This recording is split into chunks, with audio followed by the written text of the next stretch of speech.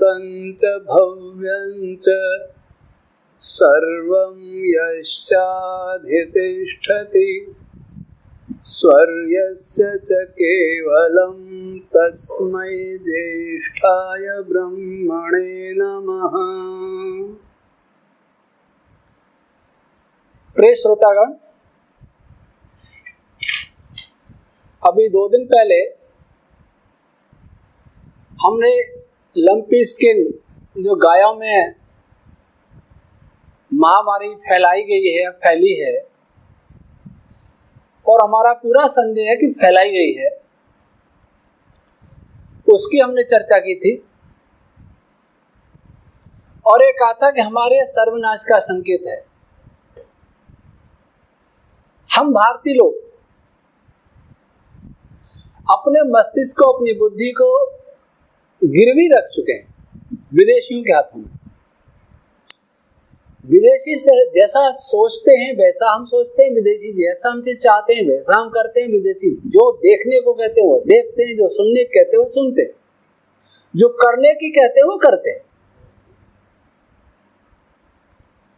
बीमारी भी उन्हीं की, दवाई भी उन्हीं की, व्यापार भी उन्हीं का, और हमारे भाग्य में केवल मौत, कष्ट,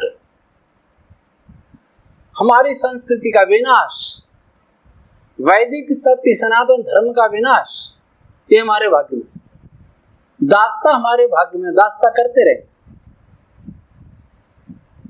1000 वर्ष की दास्ता से हमारा पेट नहीं भरा, आदत पड़ गई। वे लोग कहेंगे कि यह दवाई देनी है तो हमारे यहाँ के नेता करेंगे यस सर। वे लोग कहेंगे कि ये वायरस है, हाँ बिल्कुल यही है। वे लोग कहेंगे पहले भी फैला था, ऐसा नहीं कि फैला नहीं था, मैं नहीं कह रहा नहीं फैला था, लेकिन ऐसा लगता है कि दुनिया के कुछ लोग पिछले कई वर्ष से, विशेषकर 20-1 वर्ष से ये कुचालन बहुत चलने लगे, ये कुचालन बहुत ज्यादा बढ़ गई। नए नए ढंग से हमारी संस्कृति, हमारे ज्ञान विज्ञान, हमारे सभ्यता, हमारे इतिहास, इस पर आक्रमण हो रहा है बड़े सुनियोजित ढंग से। एक और तो हम आधुनिक विज्ञान के अंधभक्त हैं,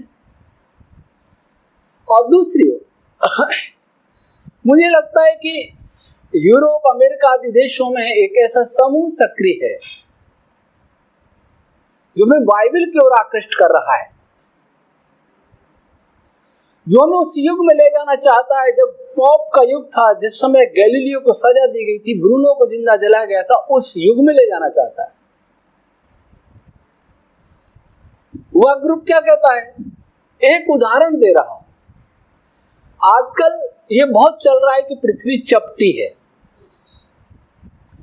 लोग मुझसे पूछते हैं, मैं इसमें बात नहीं करता, क्योंकि जिनमें इतनी बुद्धि नहीं हो कि कोई भी चपटा प्लेट नुमा पदार्थ कभी सृष्टि में बन नहीं सकता। जो तरल से बनेगा या गैस से बनेगा, वह पदार्थ जब संघनित होकर बनेगा तो न्यूनतम आयतन वाला होकर ही बनेगा। वह न्यूनतम आयतन गोल में ही होता है, अंडाकार बनेगा, लेकिन बिल्कुल फ्लैट कभी नहीं। सूक्ष्म कणों से लेके बड़े बड़े लोग, इनमें कोई भी फ्लैट नहीं, हो भी नहीं सकता। जो ऐसा कहता है उसका दिमाग नहीं है। भले वो कितने प्रयोग कर ले, कितने प्रेक्षण कर ले, लेकिन प्रयोग प्रेक्षण के पीछे जब तक तर्क नहीं होता, ऊहा नहीं होता, बुद्धि नहीं होती, तब तक वह गलत परिणाम निकालेगा।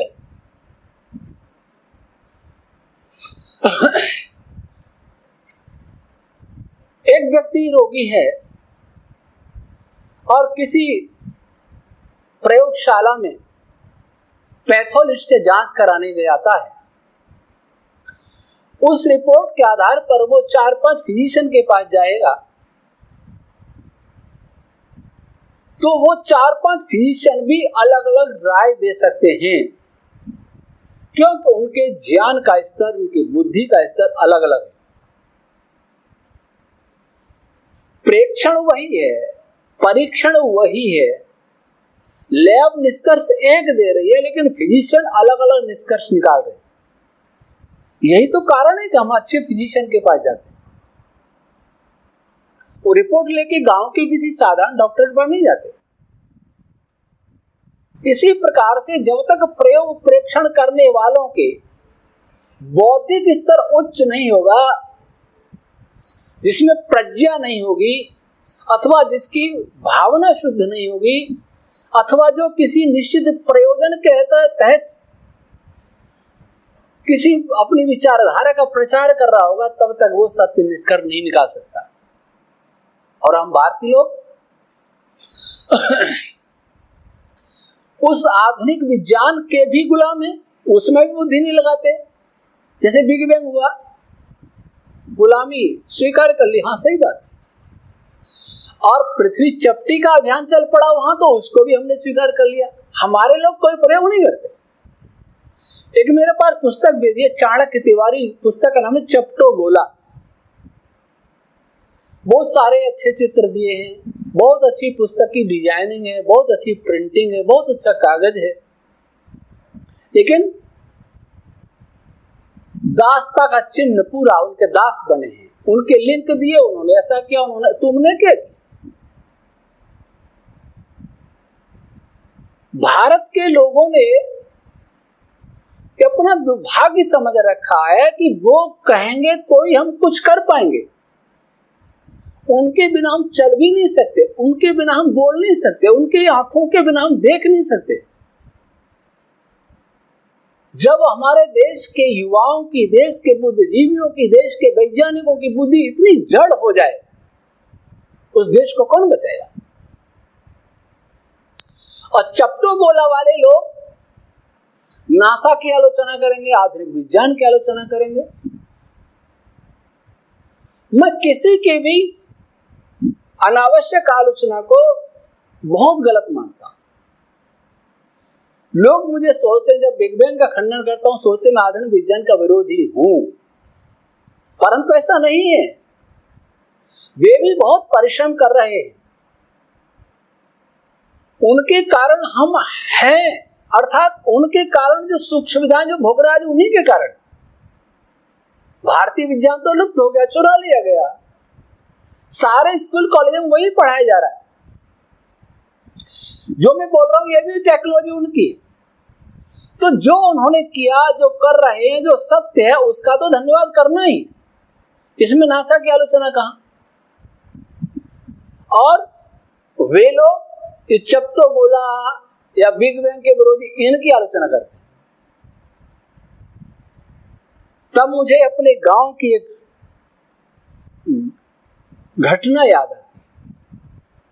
मैं छोटा था, हमारे गांव में एक दुकान थी, दो व्यापारी थे, सगे भाई, नाम नहीं लूंगा। एक बड़े एक छोटे, हम बच्चे थे।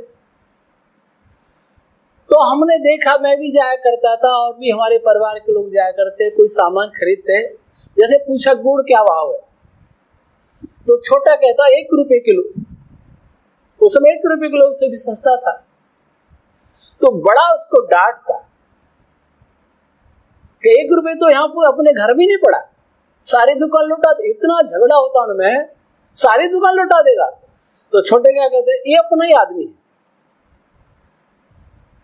मेरे जैसा ग्राहक सोचता है कि देखो छोटे ना में उदारता दिखाई, 1 रुपए किलो गुड़ दे दिया, बाकी 1 रुपया तो उसके घर में ही नहीं पड़ा, बड़ा कह रहा था। हम घर आके कहते, पता क्या लगा कि जब ग्राहक आ जाता तो दोनों भाई हंसते कि ग्राहक को कैसा बेवकूफ बनाया। तो जो पृथ्वी को गोल मानते हैं आधुनिक विज्ञानी, और सही भी गोल ही है, और जो चपटी मानते हैं, वे दोनों भाई की तरह लड़ते हमें दिखाई देते हैं। जैसे वो भाई दुकानदार थे और दोनों अंदर से क्या सोच रहे हैं, चाहे चपटो गोला का प्रचार करो चाहे आधुनिक फिजिक्स का प्रचार करो, दोनों ही भारतीय ज्ञान विज्ञान की जड़ें काट रहे हैं और उनका प्रयोजन सिद्ध हो रहा है। कैसे? मैंने इस पर विचार किया। इस भारत में जो वेद पर अनुसंधान करने वाले हैं,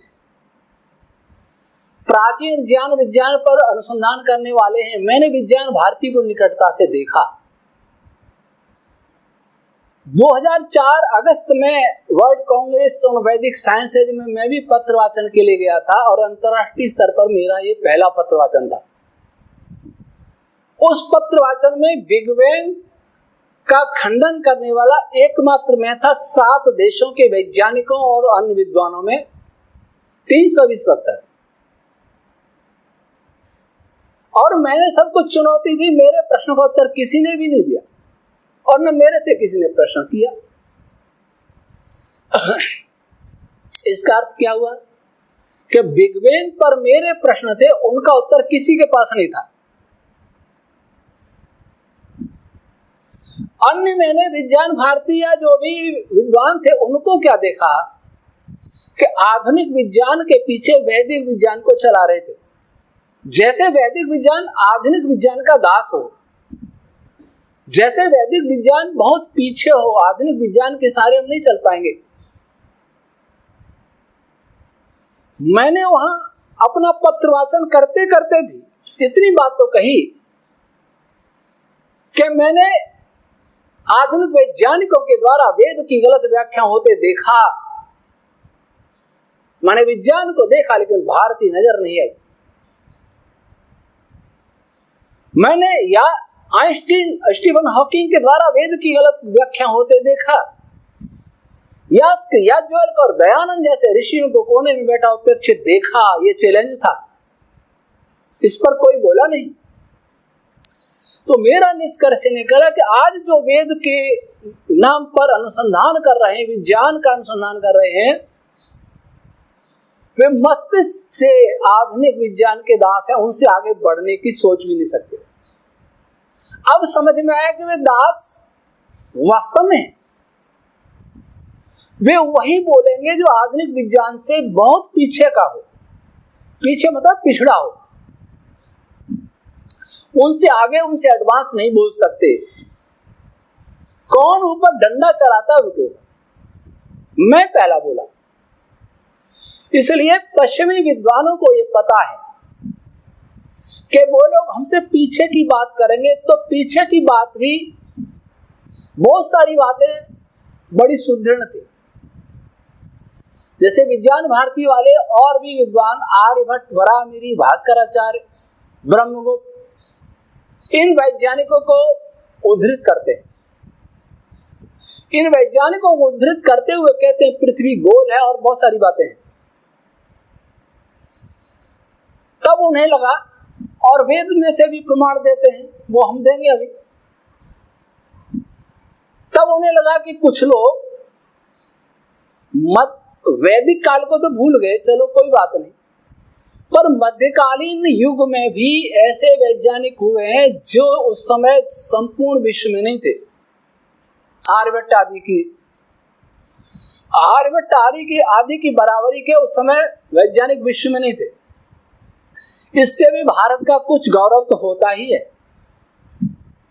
विज्ञान भारती करे, संघ करे और कोई करे, ये गौरव तो होता ही है कि हाँ, हम आपसे उस समय बहुत आगे थे। वैदिक काल तो इनको भी पता नहीं।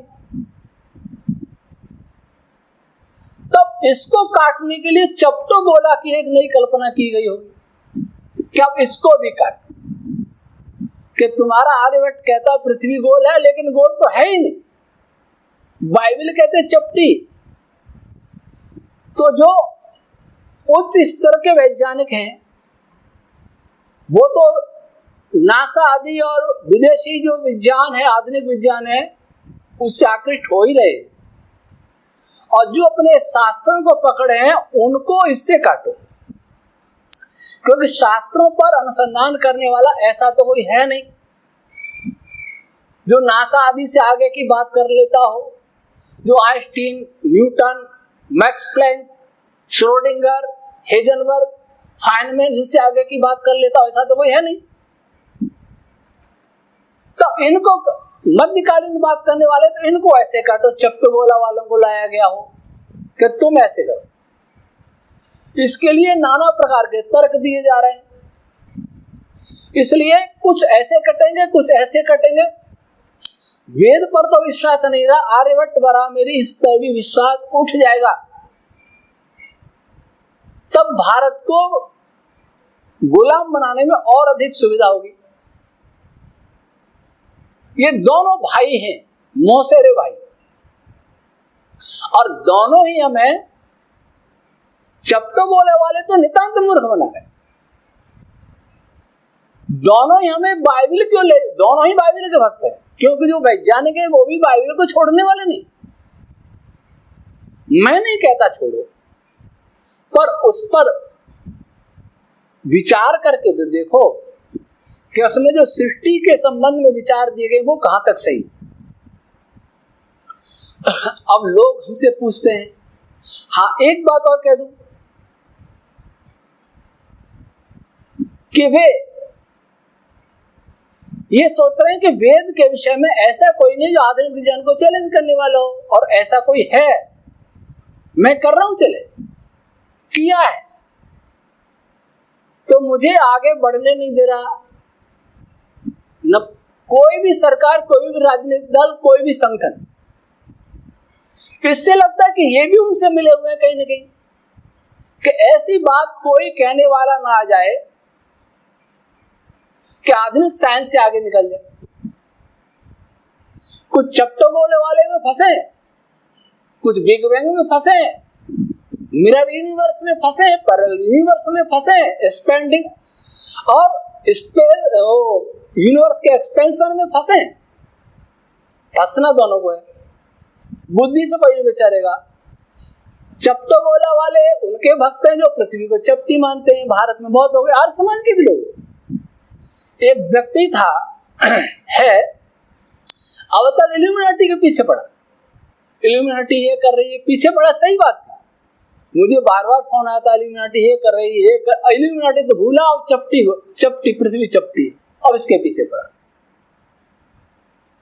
ये सब इल्यूमिनाटी के लोग ही तो नहीं है, ये कोई नहीं सोच रहा। हमारी संस्कृति, हमारा जन, हमारा आस्थाओं को, विश्वासों को, सत्य विश्वासों को नष्ट करने वाले ये लोग। अब मेरे कोई पूछ रहे हैं कि वेद में कहीं लिखा है पृथ्वी गोल है, पृथ्वी सूरज के चारों चक्कर लगाती है? ये मेरे पास ऋग्वेद भस्म का है, महर्षि दयानंद सरस्वती की, उसमें यजुर्वेद का मंत्र है, आयम गौः प्रश्ने अक्रमित असन मातरम असदन मातरम पुरा पितरम च प्रयंत स्वः। इसका महर्षि दयानंद करते हैं, अयम गौः पृथ्वी गोलः सूर्य चंद्रोन्यो लोकावा प्रश्निम अंतरिक्षम आक्रमणम कुर्वन् संगच्छति तथा अन्येपि। आगे सूर्यम पितरम अग्निमयम चया पुरा पूर्वम पूर्वम प्रेम सन सूर्य परितो याति। पृथ्वी सूर्य के चारों ओर निरंतर गमन करती है। ये मंत्र का भाष्य किया ऋषि दयानंद। और गौ कहते ही उसी को है जो निरंतर चलती रहती है। महर्षि यास्क ने गौ शब्द का निर्वचन किया, गौरिति पृथिव्या नाम ध्येयम यह दूरम गता भवति यच्चास्याम भूतानि गच्छन्ति। गौ को, पृथ्वी को गौ किस लिए कहते हैं? जो दूर दूर तक जाती है, दूर दूर तक गई हुई होती है, उसे कहते हैं पृथ्वी। और स्व कहते हैं सूर्य को। अब कहेंगे कि गोल, ऋषि दयानंद ने गोल कैसे लिख दिया? आर्यभट्ट जो 499 ईस्वी में इन्होंने आर्यभट्टियम ग्रंथ लिखा था 23 साल की आयु में, उसमें वो लिखते हैं वृत्त वृत्त पंजर मध्य कक्षा परिवेष्टितः मध्यगतः निर्जल शिखी वायुमयो भूगोल सर्वतो वृत्तः। ये भूगोल सब ओर से गोलाकार है। सब ओर से गोलाकार का क्या अर्थ हुआ? गोल, वृत्ताकार नहीं, गोल, गेंद जैसा। और इन्होंने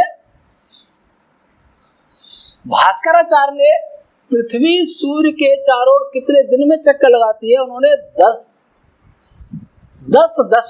अंक तक बताया। 365.257875648 कितना दिन लगते?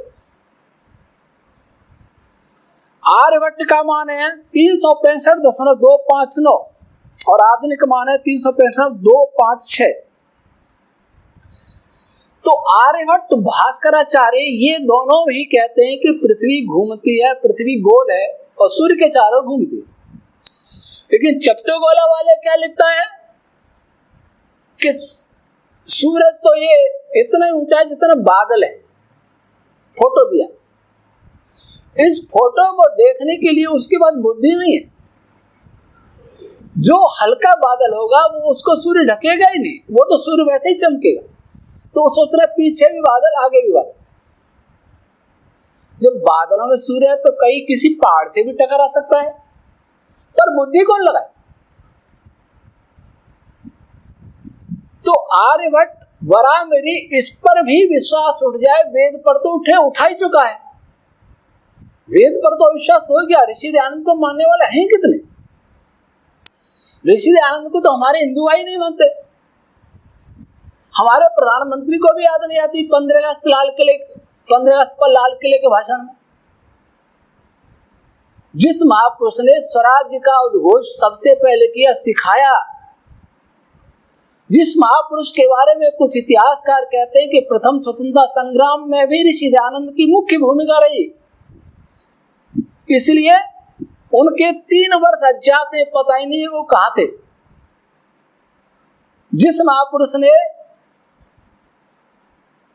लाला लाजपत राय, राम प्रसाद बिस्मिल, भगत सिंह, चंद्रशेखर आजाद, स्वामी श्रद्धानंद, भाई परमानंद, श्याम कृष्ण जी वर्मा, कितने नेता क्रांतिकारियों को जन्म दिया,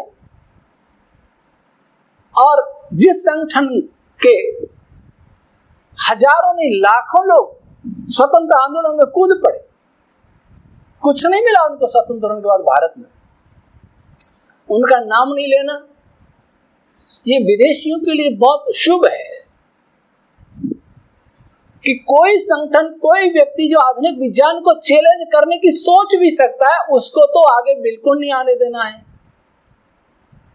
और जो उनकी गुलामी स्वीकार करने के लिए तैयार है, उनके पीछे चलने के लिए तैयार है, चाहे चट्टोगोला वाले हों चाहे दूसरे हों, उन दोनों को खुली छूट है। हमारी वीडियो पर प्रतिबंध लग सकता है लेकिन चट्टोगोला पर नहीं लगेगा। अभी ये खबर आई कि बिग बैंग के विरोध में जो भी रिसर्च पेपर लिखेगा वो छापा नहीं जाएगा इंटरनेशनल जर्नल में। क्या साइंस है? इसको साइंस कहते हैं क्या? इसके विरुद्ध जो बोलेगा उसको छापा ही नहीं जाएगा, और पृथ्वी को चपटी बताएगा उसको छापने की, उसको बोलने की, प्रचार करने की पूरी छूट है। इसका अर्थ क्या हुआ? दोनों मौसेरे भाई, एक भाई के कुछ लोग एक भाई के गुलाम है, कुछ लोग दूसरे भाई के गुलाम है, दोनों गुलाम। मेरे प्यारे भारतीयों, आप सोचिए कि आपके सिर में मस्तिष्क है भी कि नहीं है? किसने खोखला कर दिया? कौन सा वायरस लग गया इस मस्तिष्क में जो सोच नहीं पा रहा कुछ भी? एक वीडियो किसी विदेशी का आता है, एक एक्सपेरिमेंट किसी विदेशी का आता है, एक ऑब्जर्वेशन किसी विदेशी का आता है, और आपका वायरस हमारे मस्तिष्क को निगल लेता है, वेद पर श्रद्धा को समाप्त कर देता है। मध्यकालीन भारतीय वैज्ञानिकों पर भी श्रद्धा पर वो हिला देता है, खत्म कर देता है। तब आपको उन पर ही जीना होगा जिन पर आप जी रहे हैं। थोड़ा बहुत बात करने लायक थे, वो भी समाप्त हो रहा है। इसलिए मैं उनके हर तर्क का उत्तर दे सकता हूं, पर हर को तर्क का उत्तर देने के लिए मैं नहीं बैठा हूं। एक बालक कुछ भी कहेगा तो मैं सबके प्रश्न का उत्तर दूंगा। जिनमें अपनी बुद्धि नहीं हो, जो पश्चिम की बुद्धि से ही सोचते हो, चाहे वो किसी प्रकार की हो, उनसे बहुत बात करने की इच्छा नहीं होती है। इसलिए मैं आप सबसे तो यही कहूंगा कि आपके अंदर जरा भी स्वाभिमान है, आपके अंदर कहीं भी विश्वास है कि भारतीय महान ऋषियों की संतान, आपके अंदर जरा भी विश्वास है कि आपके पूर्वज महान थे, तो अपनी बुद्धि से निर्णय करना सीखो, और नहीं तो भारत को मिटाने के लिए तैयार हो जाओ। मिट तो रहा है। आशा है आप कुछ जागेंगे, और इस जागने में सत्यार्थ प्रकाश ग्रंथ आपको बहुत सहायता कर सकता है। आपकी इसको निष्पक्ष भावना से पढ़ो। इसी ग्रंथ ने क्रांतिकारियों में स्वाभिमान जगाया था। इसी ग्रंथ ने लाखों क्रांतिकारियों के अंग्रेजों के विरुद्ध उठ खड़ा किया था, और कोई ग्रंथ नहीं था ऐसा। उस ग्रंथ को पढ़ो, प्राचीन भारतीय गौरव भी आपको याद आएगा। और फिर हमारे वेद विज्ञान आलोक को पढ़ो, हमारी वैदिक रश्मि सिद्धांत को पढ़ो। सारे अज्ञानता के बादल छट जाएंगे, सृष्टि उत्पत्ति के अनेक अनसुलझे रहस्य सुलझ जाएंगे। सरकार हमारे साथ हो अथवा नहीं हो, लेकिन यदि आप भारतीय अपने को समझते हैं, कुछ भी अपने का आत्मगौरव रखते हैं, तो आइए अध्ययन करिए, गुलामी मत करिए। क्योंकि गुलाम का कोई जीवन नहीं होता। गुलाम वही सोचता है जिसका मालिक सोचने के लिए कहता है। गुलाम वही करता है उसका मालिक कहता है। हम पशु नहीं है, इस बात को समझ लो। हम पशु नहीं है, पशु मत बनो, मनुष्य बनो, मनुष्य। और मनुष्य वो होता है जो सोच विचार करके कार्य करता है। ऋषि दयानंद कहते हैं सत्य और असत्य को विचार करके काम करता है। सब काम धर्मानुसार अर्थात सत्य और असत्य को विचार करके करने चाहिए। पर सत्य और असत्य को विचार करने की बुद्धि हमारे अंदर आएगी जब हमने अपना खान पान बदला, सब कुछ बदला, तो बुद्धि कहां से आएगी? गुलाम उन लोगों से खान पान सीखा तो उनकी गुलामी करनी है। इसलिए जागो, आप महान पूर्वजों के संतान हो, महान देश के रहने वाले, इसको वापस महान बनाना या फिर समाप्त करना, निर्णय आपको करना है। ओम शांति।